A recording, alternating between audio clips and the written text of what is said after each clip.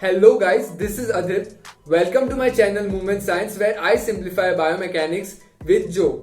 In this video, we are going to talk about patellofemoral stress and how it varies with flexion and extension of the knee joint. We will also see how we can apply this knowledge in our clinical practice, and then we will go on to patella, aorta and baja, how the stresses work in this condition. If you are new to this channel, consider subscribing because I simplify biomechanics over here and also talk about ortho topics and lot of clinical applications which you can use in your daily practice. Also check me out on Instagram where I post daily MCQs and also picture of my notes. The reference time for all the topics that I'm going to cover will be mentioned down in the description, so check that out and let's get started.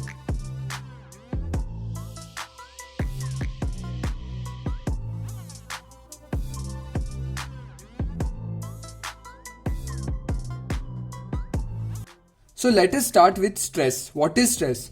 Stress is basically force that is applied on a specific area, right? So in the knee joint, this force is applied by the quadriceps muscle, and the area that we are talking about over here is the patellofemoral contact. That is the contact between the patella and the femur. That is your thigh bone. Now, this stress is affected by the force and the area. That is how much force is being applied and how much area it is being applied on. So during extension, if you see, the force is very less and area is very less.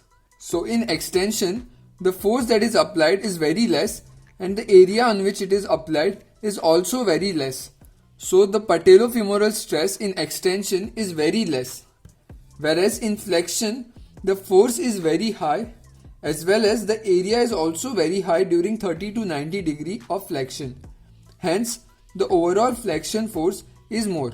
Let us see how. So if you see how we calculate force is we see the vector, that is the patella is being pulled upward by the quadriceps tendon and the patella is also connected to the tibia by patellar tendon. So if we draw a parallelogram, this line is perpendicular to this line and this line is perpendicular to this line, right? So then the resultant force is posterior, that is the patella is being pulled posteriorly. Now in extension what will happen is this line will go upward and even this line will go downward because the knee is going for extension, right? And this will cancel out the forces. Let us see this on Joe.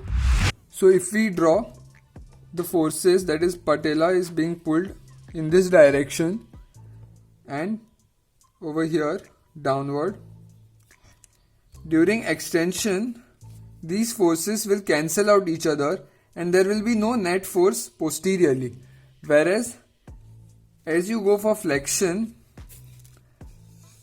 similar to this diagram over here, the net forces will be in the posterior direction. Now what happens about the area of contact? We saw in the previous video that patella has very little contact with the femur in extension, that is the area of contact is very less, right? So what will happen to the stress? The force will be also less and the area will also be less. So the overall stress will be comparatively lesser in extension. Now let us see what happens in flexion.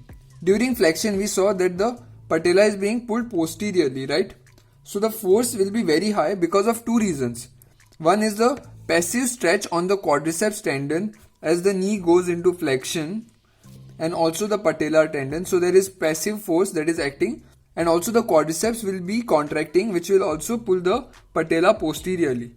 So if you see, this rubber band is like quadriceps is over here and this is the patellar tendon over here, right? So if I put this across like this and go for flexion, you can see it's coming posteriorly, right? So that's what I'm talking about. The patella is being pulled posteriorly. So that was the force of flexion, that is passive and active. But what about the area of contact? During range of motion of 30 to 90 degree of flexion, the area is very high. That is the patella contact with the femur is very high during 30 to 90 degrees. But once the knee crosses 90 degree, the area starts reducing drastically and the stress increases, right? So the stress in flexion will be, forces will be high and the area during 30 to 90 will be comparatively high, so stresses will be slightly on the higher side but still controllable. But as you go into deeper flexion, that is past 90 degree, the forces will also be high and also the area will reduce. So this will lead to total increase in the stress. Now let's talk about the application of this. So we learned that during extension, the patellofemoral stresses are very minimal, right?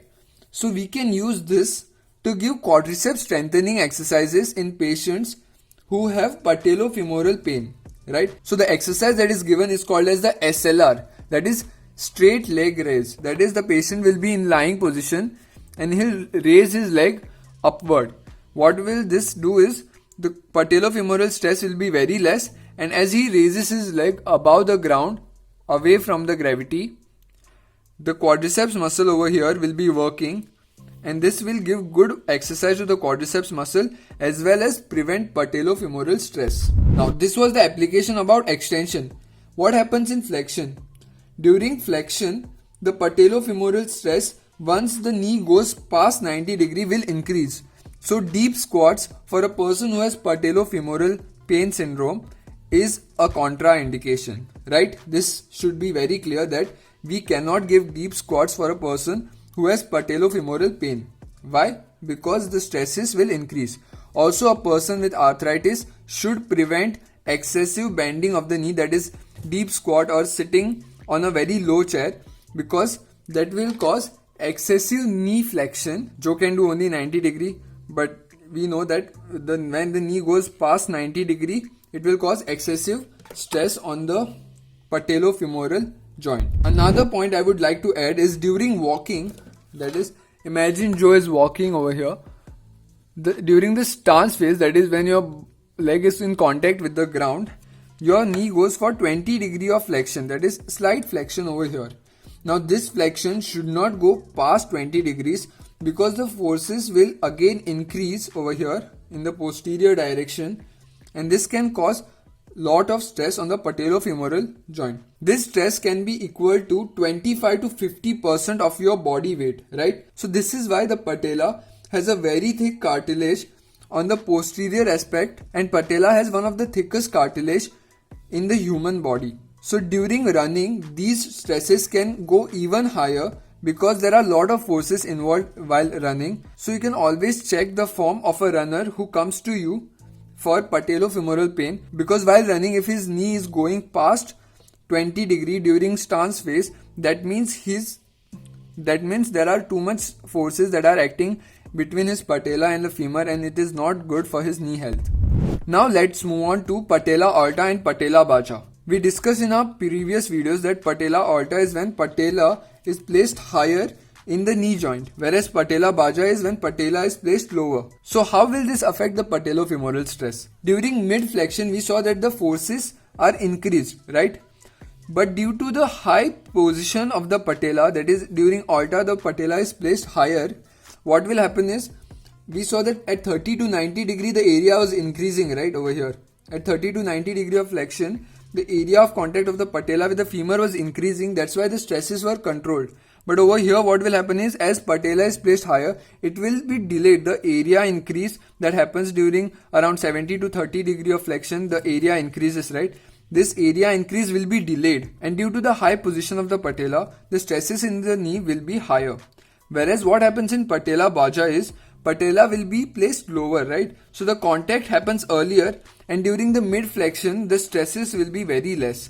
So during patella alta, mid flexion the stress is high, and during patella baja, mid flexion the stresses will be lower. So to summarize, we talked about the patellofemoral stress, how it varies with flexion and extension of the knee joint, and then we went to patella alta and baja. Under flexion and extension, we also learned about the clinical application, that is, we can give SLR for a patient who has patellofemoral pain, that is straight leg raise, and we also see how runners can develop patellofemoral pain if their flexion in the knee joint is more than 20 degrees, which can cause lot of stress in the knee joint. If you like my content, please share it with your friends. Don't forget to hit that subscribe button and also the bell icon so that you get notified every time I post a new video.